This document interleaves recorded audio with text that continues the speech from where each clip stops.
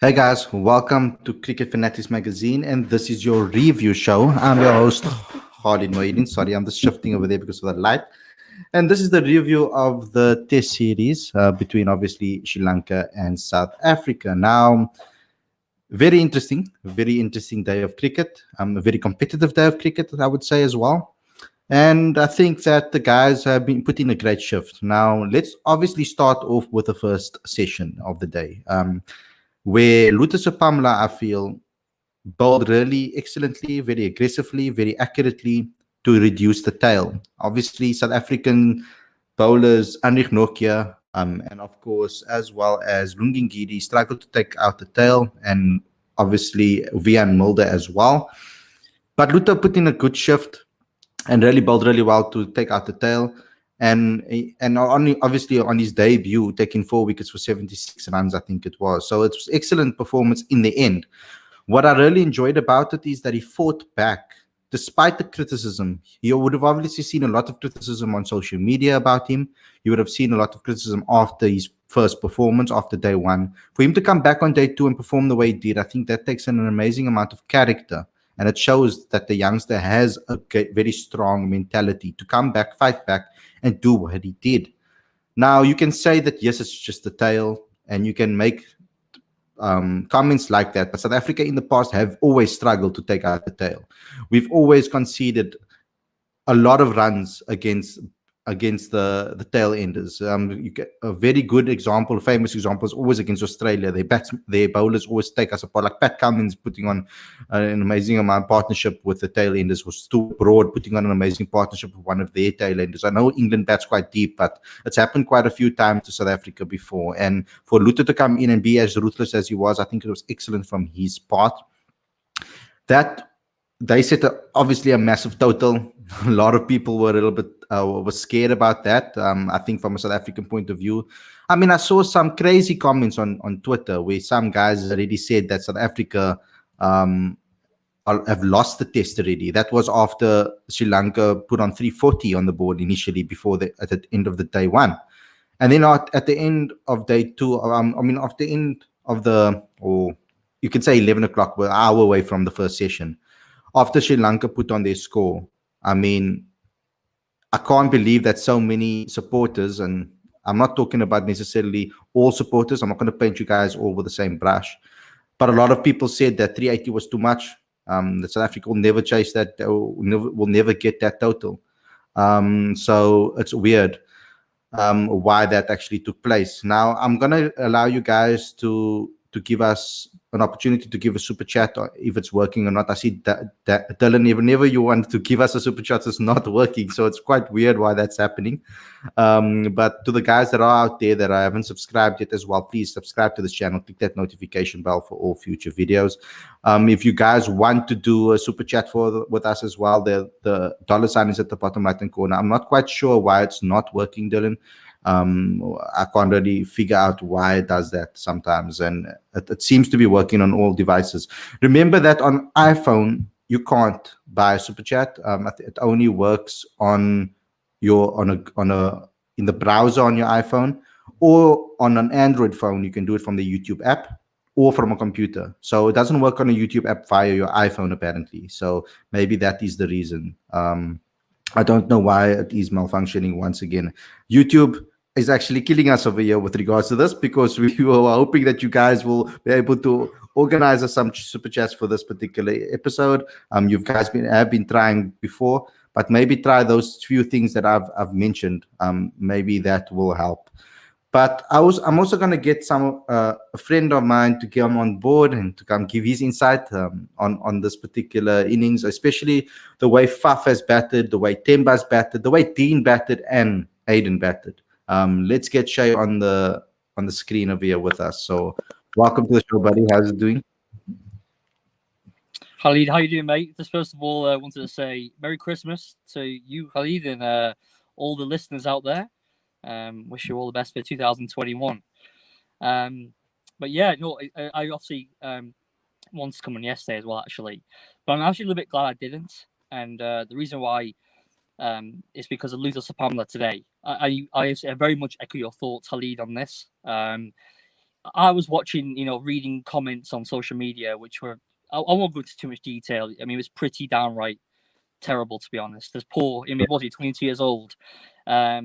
He had not the best starts, obviously, but it's a young raw fast bowler, and to come out the way he did today, not going over the tail.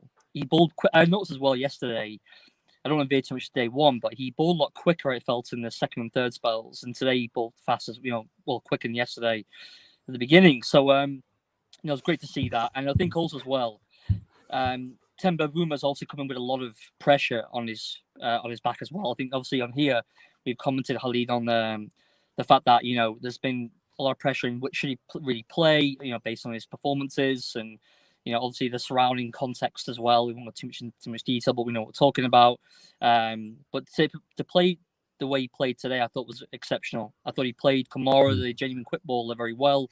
He also played a spinner extremely well as well. So those two people obviously want to discuss, or mention at least. I thought they did very well today. Very, very happy to see Eddie Markram come back to the team. Seamlessly, it seems like he's never been away. I mean, he gave it away a little bit, to be fair. He should have really got 100. Dean Elgar definitely should have got 100. Very unfortunate, because I really like Dean Elgar. For me, he was the pick for captaincy. I think I mentioned that on here recently. For me, he was a good stopgap for 18 months until Markram's ready, because I think he is, like I said before, the apparent heir to the throne, if you will. But yeah, Elgar reminds me, and not this. Please take this the wrong way. Anyone listening out there the wrong way, but a bit of a poor man's Graham Smith, and I mean that in the best possible way. He's someone who, he's very gritty, obviously left-handed opening batsman, but he's never had the kind of people alongside him in the dressing room and on the field that maybe Graham Smith had growing, getting into Test team, which gives so much more confidence. The Cullis and the AB and these kind of guys. He's had to kind of be part of a kind of a mediocre South African team, but he's always been there or thereabouts. A very gritty, gutsy player you can always rely on over the course of time. So I was really happy for Elgar. At this point, obviously, he made 95, but it's almost as good as 100, it seemed, on that wicket. But I also just want to mention quickly, Khalid, on Sri Lanka. I must say, big shout out to them. I thought considering they lost Ian J in the first day, was well set in 79. Obviously, he probably might have gone and scored 100, who knows, but very well set. Obviously, he got injured. And Rajitha today, he bowled 2.1 overs and then gets injured as well. I think he actually would have done very well on this wicket, especially second innings for South Africa on day 4, maybe days 4, potentially days 5, because there's obviously, dare I say, a little bit uneven bounce in the wicket. Haha. It's like, so having that, I felt like with him, because he's such a tall, slender frame, he reminds me a bit of Morning Morkel, actually, and a very high action. And I felt like he can extract any kind of unevenness in the wicket second innings. So it's a real disappointment. But even that being said, to lose those two players, Sri Lanka still have a bit of a glimmer of hope. I mean, I think the lead is 79 for Sri Lanka. If they can do, I think tomorrow obviously is crucial, the first hour of play. If they can do what South Africa did today, if Kamara can come in, blast out one of Bavuma or Faf quickly, get into, we don't know how well Mulls can perform. It's been a long time since he played international cricket. Then you've got the tail. So, starting with Mirage. If they can get Sri Lanka out for somewhere around the 400 mark, it's absolutely game on. Absolutely game on here. A lot of will be dependent on Mirage come second innings. Because he didn't bowl particularly that well, I felt. I thought Sri Lanka played in quite well in the first innings. But a lot will rest on his shoulders, I feel, going into the third innings. Obviously, next up. So, and then obviously we've seen with Hatharasinghe, Hatharanga, how he bowled. I think, I think on a day 4, day 5 wicket, if say South Africa are chasing 200, 220, these small totals can cause up all kinds of, issues. So I think this game is still not saying the balance, definitely rather be in a South African dressing room today. But I really feel the first half an hour tomorrow, if you can blast out one of Faf or Bavuma, we have got a game on, boys. It's definitely. Yeah, definitely. What really impressed me about Elgar's innings is the fact that South Africa's been talking about this this aggressive, smart brand of cricket that they want to play, and I think that Elgar showed exactly that, the smart part of it as well. What I've seen, especially against the spinners, instead of using like Rassie van der Dussen went out, pushing with a pad and bat, obviously getting a nick. The South Africans have always done the same thing when it comes to playing against spin, and that's bat and pad, right? They're always putting bat with pad. In this particular innings, Algo was trying some unorthodox pull shots, the ones that he doesn't normally play, where he puts the bat in contact with the ball and a little bit more risky. He played a more aggressive brand of cricket than he normally plays. It was a lot faster he batted than normal. You can see that by the amount of balls he took to score his 95 as well. It's a lot faster than he normally does it, and he was a lot more aggressive and a lot more smart until his dismissal. So it's like one of those things, because those couple of dismissals were all, I would say it's kind of lapses of concentration in a way. Like that's how I explained it in my report, because they played those balls in the fourth, fifth stump region very well. They left them. They didn't go after them. Both Markram did exceptionally well, and as well as Algo did exceptionally well not playing those deliveries. But both of them got dismissed playing at those deliveries, especially as well Rassie van der Dussen playing at those deliveries instead of leaving them. Okay, some of them, I think Rassie's one came in a little bit more. Obviously a little bit scared if it's going to knock out his stumps or whatever the case may be, or he's going to get trapped. But generally speaking, I thought they were very smart in the way they approached the batting liners. I think they just have to push a little longer than normal. To just be patient. Sometimes, today, obviously, I think it's today. I don't know how the time zones work, but if you go look at Kane Williams's 100 that he scored today, of 200 odd balls, that sometimes you need that type of innings, to really put pressure on the side. I'm going to bring on Umpo. Welcome to the show, brother. Hey, how's it, guys? How are you guys doing? How you doing, mate? I'm good, man. Good. Umpo, I'm going to tell you something. Because the screen is very small at the bottom, when I can see you guys before you come on the stream, right? So I thought that you had a polo neck on, and I was like, at first, because I was like, geez, first guy win for Arsenal, and now so my polo neck. But then I came out, and I was like, okay, now you just want to order a t-shirt like me. Sounds good. How are you doing, bro? I'm good. Long day of cricket, but yeah, it was good. First and foremost, because I put out a post today about Luto.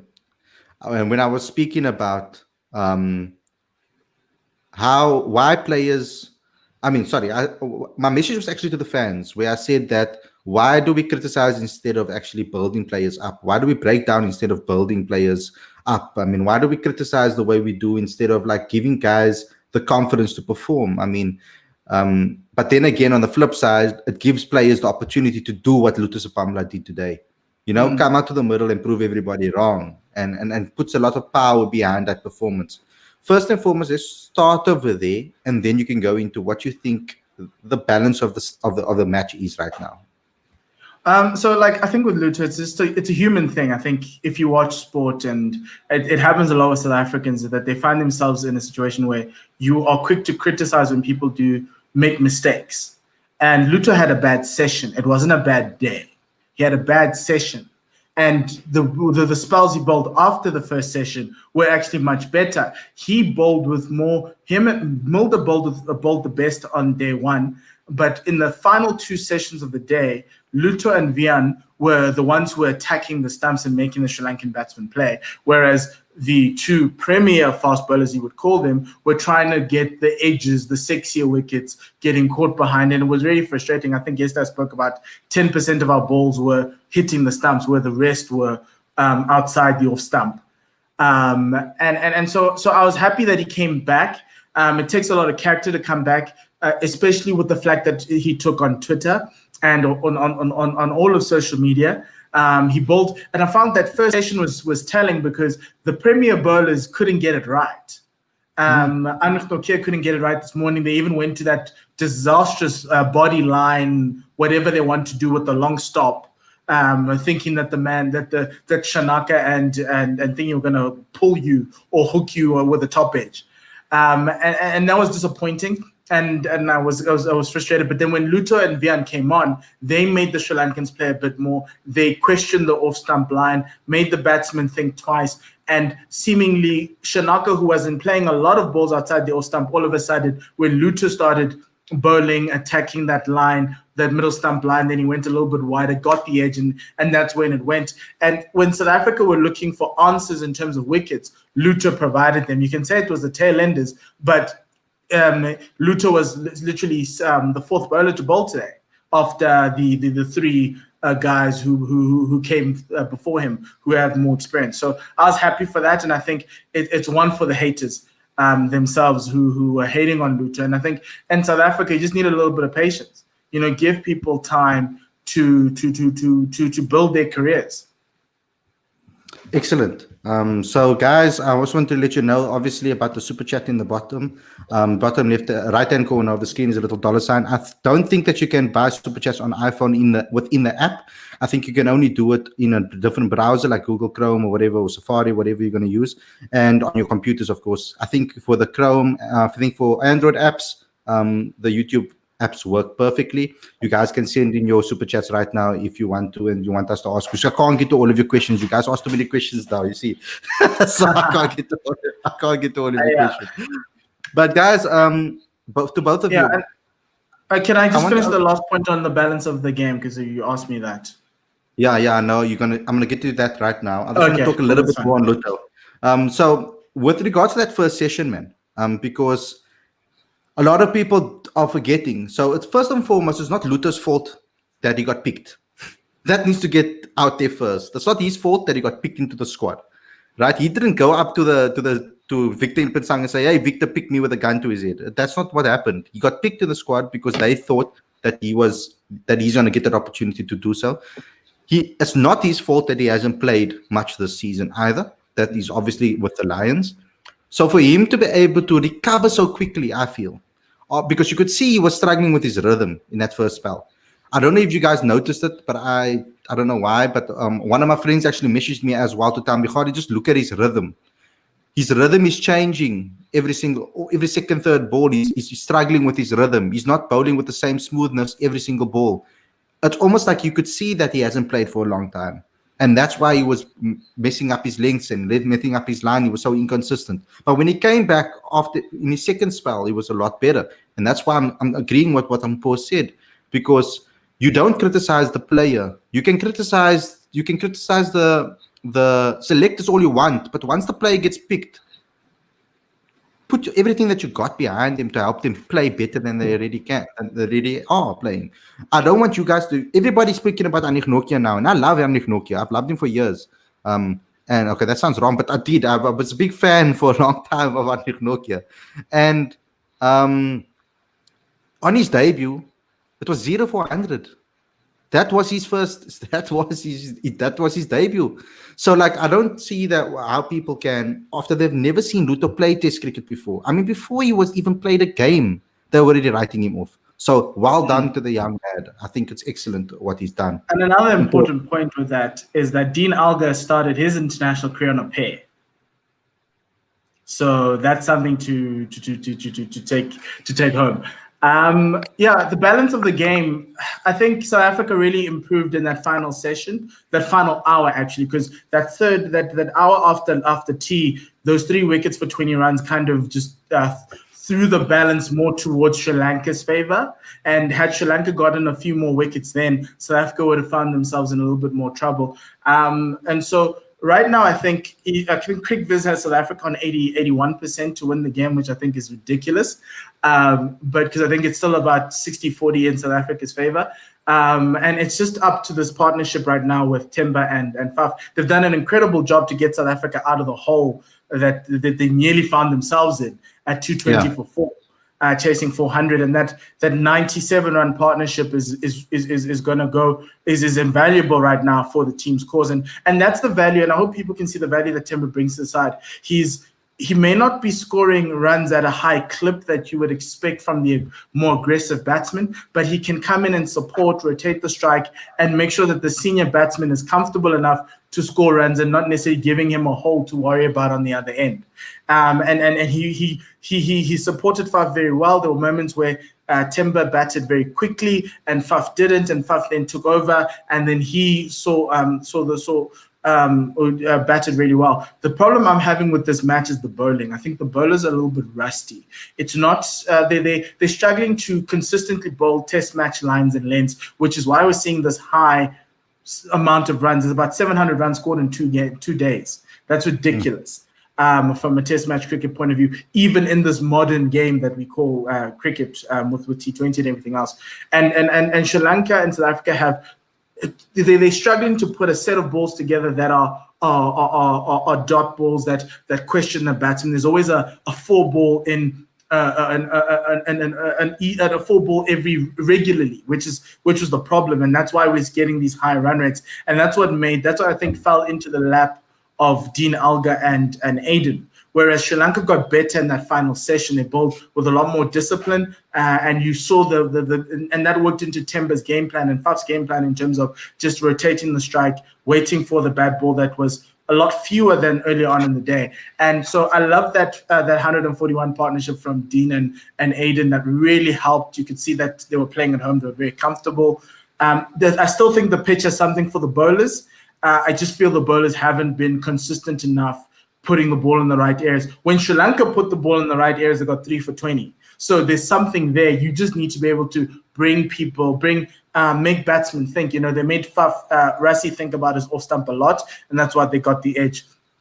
Dean Elgar was set up with those 6 short balls throughout that over, with the 5 short balls in that over, and the full one was the one that got Dean Elgar stretching, reaching towards the ball. Aiden as well was set up with balls that were straight, and then there was one wide one that he had to capitalize on. He felt he needed to capitalize on and got that thick edge. So you kind of see that Sri Lanka are working into they're getting there. You kind of like see that Sri Lanka is getting into that test match rhythm much quicker than the South Africans did, and that's why I think, you know, the South Africa 300 or 79 runs behind, but I do think they'll probably bowl much better tomorrow. Yes, the question for South Africa tomorrow is do not lose any wickets in that first hour, because if you do, you expose Vian Mulder it would be a great lesson for him. But I'm not too sure because obviously Vian Mulder, then you've got Maharaj, and then after that it's the bowler. So Sri Lanka will be wanting to do that, but it's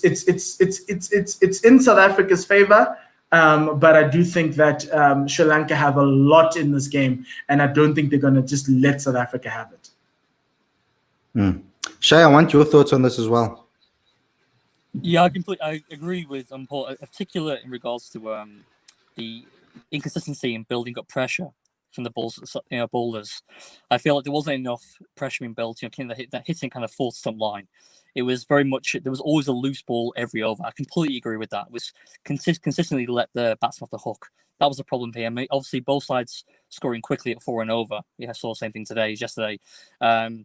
I think you mentioned before, obviously, Khalid, about the aggressive batting, that maybe has a slight change in the ethos and the approach in the batting. I think there was a huddle this morning was cited by Supersport regarding the batsman having a chat pre-innings this morning. So that might have been kind of the MO led from Quinton. We need to go out there and obviously you're chasing down 400 at Centurion. It's not easy.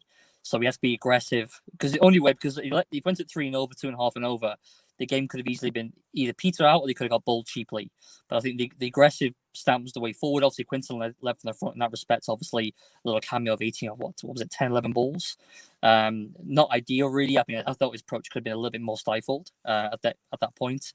But anyway, I think as I mentioned before, when Paul came on, but I would rather be in the South African dressing room tonight. That being said, I do think Sri Lanka still have very much a say in this test match. I think they can get one of Faf or Temba out early tomorrow. I think making Rhodes, Mull's only played one game before. Obviously, he's coming off 190 against the Warriors, but that being said, this is a completely different ball game now. So if he can get into that tail, I still even feel I think if South Africa can lead by 50, I think on a wearing day 3, wicket, end of the day's play, have a few overs to bowl at Sri Lanka, we could see, I think 50 on this wicket could be, equating to 100, 120 on a solid batting wicket. I think 50 is important here. I think it's important psychologically as well. They surpass 400. They're on 317 for 4. If they get kind of, They get skids for 380, 390, and somehow even concede a small deficit. I think psychologically, Sri Lanka will go in with a kind of spring in the step going into their second innings. That being said, we must remember here that Davin Silva's not there. He's not going to play in the second innings, so they're already down the top order batsman. Vijita's not going to play, obviously, as balls. So really, Sri Lanka are going with 9 players. That's the reality here. Maybe that's why cricket thought South Africa 81%, a win rate. Maybe because the fact that Sri Lanka are down 2 key players. I don't think it's maybe that such a wide parity between the two sides going to day 3. I think that Sri Lanka still have to say in this match. I did feel though towards the end of the day, obviously it looks from what I can see. I'm like 2 degrees here, but it seems pretty warm where you guys are at the moment. So I mean. The spinner seemed to get more tired, I felt. Hatharanga seemed to be a bit more laboursome in his kind of run up in his deliveries, I thought, towards the end of the day. They've got that guy's the quick bowler, Kumara. This big strapping fast bowler, but he even seemed to lose a little bit of pace towards the end of the day. I feel like they're going to need the batsman to really perform well when they get back in to give them something to bowl at. I think South Africa chasing said 250, ideally. That will give Sri Lanka a sniff. 200, 220, there may be a chance. I think 250, I think Sri Lanka think, we can get these guys out. Because, I think there's still a few question marks. But just regards, I just wanted to comment on the points about Sapamla. I don't mean to go back to it, but I think it's quite important to mention this. I think unfortunately in today's times, guys, that I'm sure you'd agree, in Dave's social media, we're always looking for a sacrificial lamb, irrespective of who it is, if the game hasn't gone our way. With no matter who you support.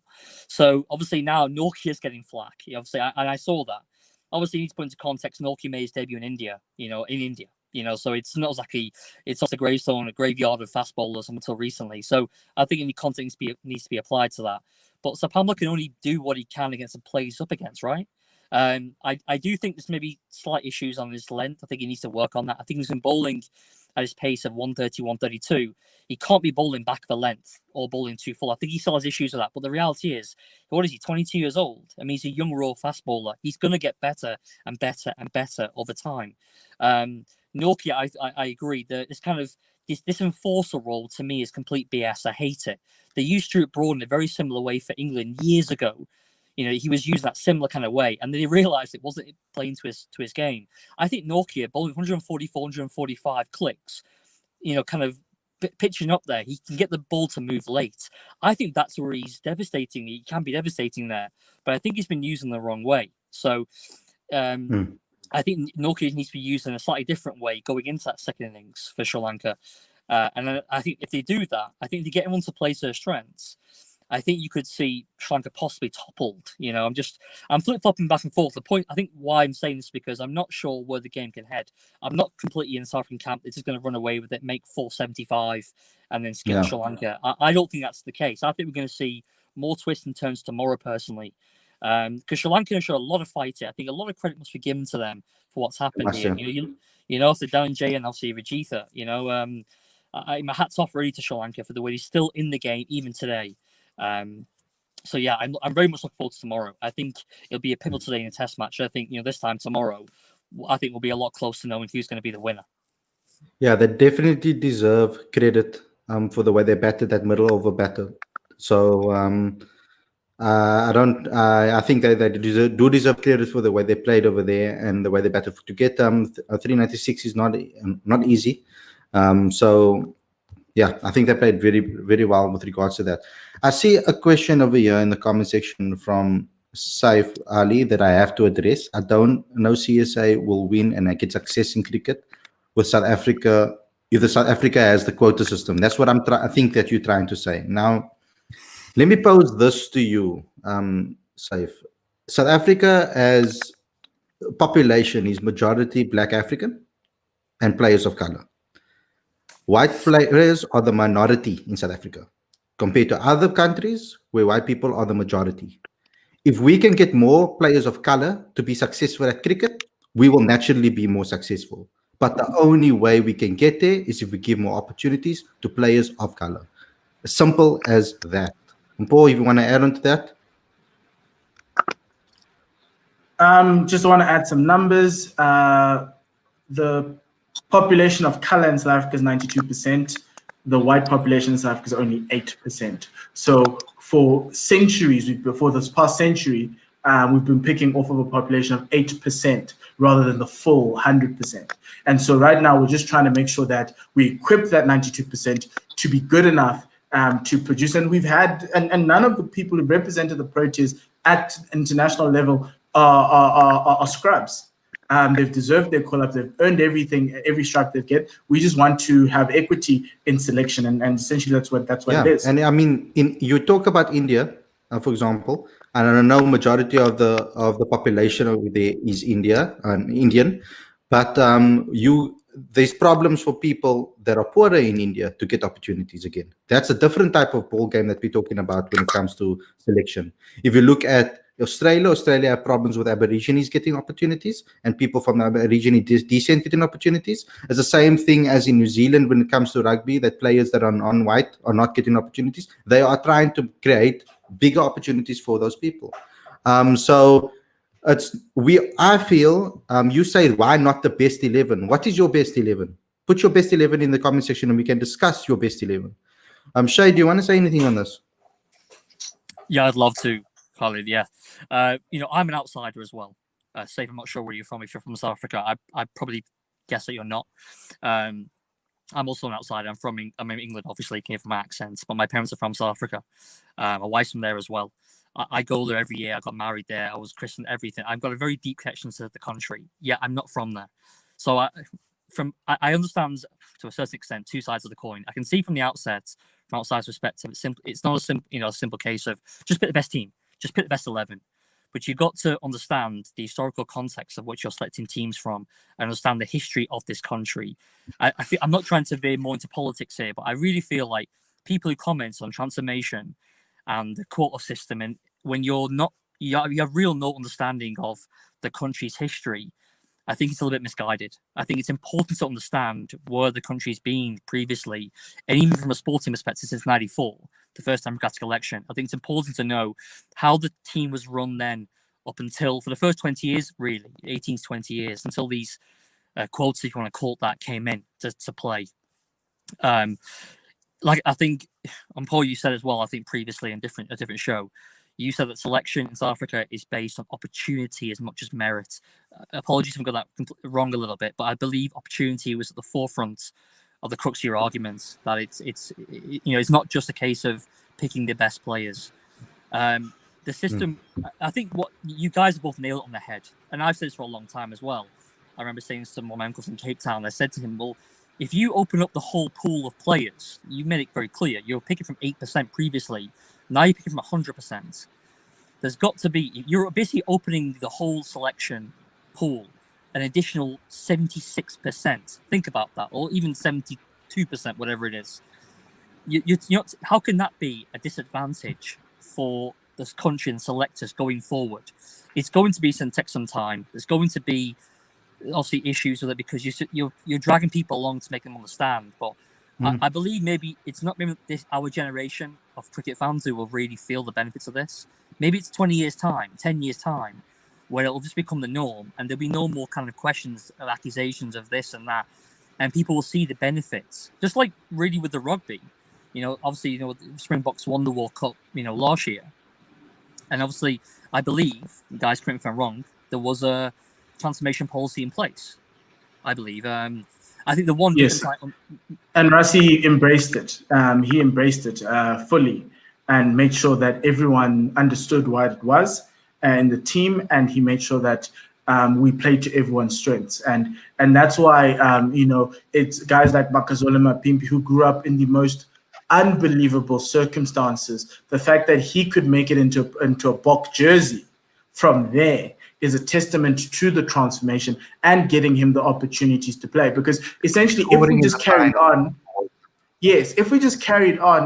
from 92 like normal, like the team that came out in 1992 with 11 white men traveling to India, and the 3 colored men who were sitting on the bench, that cannot happen in 2020. We need to make concerted efforts because the game is held by a few that game needs to be opened up to everybody else. And if the game is held by a few, we'll still always select the few. The way in which guys like Aiden Markram have batted and have come through the system, if they had the same amount of roadblocks black people had in that system, I doubt they'd be able to make it through. And that's the reason why there's transformation across the levels, to be able to make sure you eliminate the roadblocks. The one roadblock in sport, especially at the high level, is selection. And you can't say the color of the person selecting is going to give an indication of the color of the players that they're going to select, because you don't want to hamstring everyone's always going to pick the best 11, that's for sure. And if the best 11 looks white, that does not win South Africans over. You need to be able to, give something, and it's not the best 11, it's the most optimal 11. And because that's where we need to operate as a South African nation, because best may not be the most optimal. And I think that's where we need to look to from a Quota perspective. Or not Quota transformation.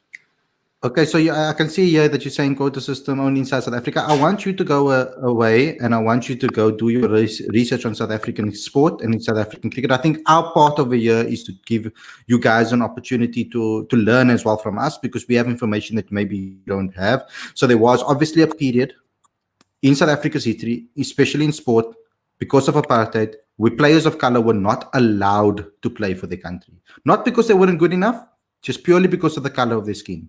Simple as that. And for many years, that was the case. And there are so many players that didn't get the opportunity to do so. So I want you to go away, please, before you come and talk in the comment section, to go away and actually learn what the history was in our sport and to correct those rights and wrongs, because what apartheid has done is everlasting. The damage that it has done to this country is everlasting. There are so many people that don't have the opportunity, and especially cricket, because cricket is a very expensive sport to play.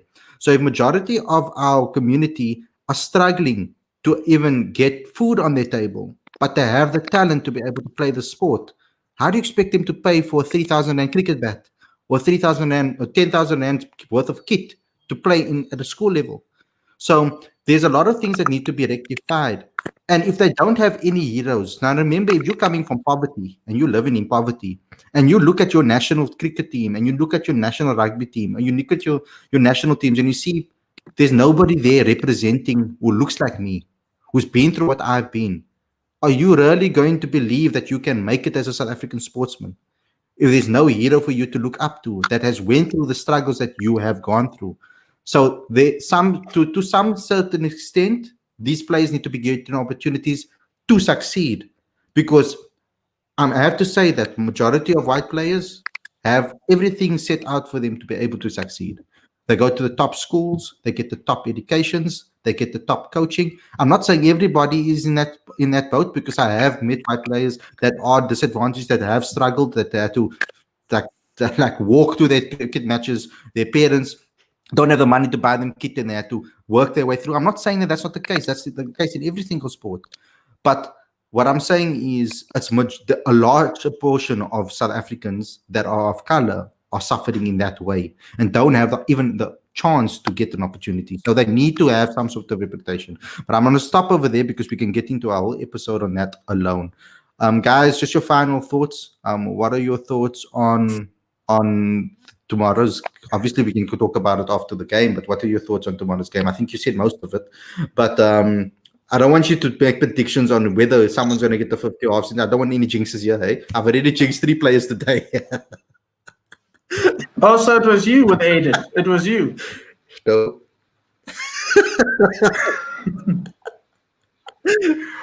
I think tomorrow Sri Lanka will come out guns blazing. It's going to be an interesting.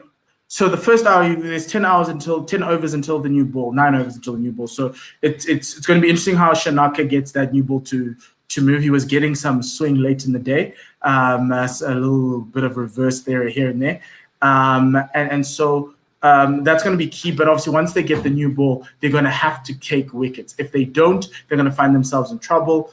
But I do expect Sri Lanka to come out guns blazing. They've put up a fight for a team that hasn't played Test cricket in 9 months, and so I think by the end of tomorrow, you'll see where the game is going. Unless if Sri Lanka like 100 for 2 at the end of the day, with just having gotten close to whatever the deficit is, then the game will be finely balanced. But yeah.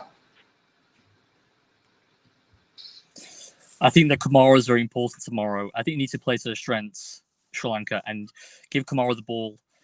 If it's obviously at the beginning of the innings, obviously, so how many is it? 5 overs to go for the new ball to be taken? I think it's 4 or 5 overs, maybe 6 overs. Whether you give Kamara the old ball or keep him kind of ready for the new ball. But I would be going quite aggressive using him. Probably quite a bit of short stuff, to be honest. I think it's absolutely crucial they get one of Faf or Timber out early. I think if the game peters away after the first hour and 15 minutes, it won't be game over, but it's going to be very tough and a bit of an uphill struggle for Sri Lanka, especially with the basically playing with 9 players, and if you will. But I think Kamara for me tomorrow will be quite important in that first half an hour. If they can get him in there, because he looks a big strapping kind of, big thick neck and strong, powerful guy. I think he's the kind of guy who can last distance. And get him in, get him to blow away, ideally both of them, but at least one of them, expose Mulder. And I think that if you can keep him on there, bowling that's kind of aggressive, hostile stuff, I think that the likes of Mirage, Norki are not really going to like it on that pitch. Because there's definitely talk in that wicket. There's no doubt about it. There's definitely still something there for the bowlers. As Paul mentioned before, they haven't had to string together, unfortunately, 5-6 balls in a row per over. There's always gimmies being available each over. That's why it's kept the pressure off and hence the run rates. But if they can blast out, if Kamara can blast out one or two of those guys early, then I'm really intrigued to see how this game plays out, actually. But yeah, I'm really excited to actually look forward to tomorrow's play. Even more, I thought Australia India's been really good, but I think this test match is still quite a bit in the balance. So yeah, we'll see. We'll see the first hour. That'll be critical. Okay. So guys, thanks a lot for tuning in. Thanks to everybody for your comments in the comment section. I really enjoyed this episode. Thank you, Shay. Thank you, Umpo, for coming on the show. I'm sorry for the guys that wanted to donate and the super chat's not working. I need to do some more research to see what's going on there because I don't know what's happening. Because on the first issue, on the first episode that I activated, it did work, and I don't know why it's not working now. But to the guys that are on the show, thank you. Please like, comment, share, subscribe. Click that notification bell for all future videos. Don't forget to subscribe to Cricket Fanatics Magazine. We've hit 1,000 subscribers, so we're really excited about that. So you guys must just send it to more people and download the link. Is on the screen and in the description. cricketfanaticsmag.com for all your updates. Don't forget, if you have a business that's online, even if it's offline, and you want to make money online and you want to make sales, there's a free tutorial on this channel, and you can see some of the tabs within our articles on our website. Thanks a lot for tuning in. And we'll see you guys tomorrow again with another app and review show. Thanks a lot, guys. Cheers.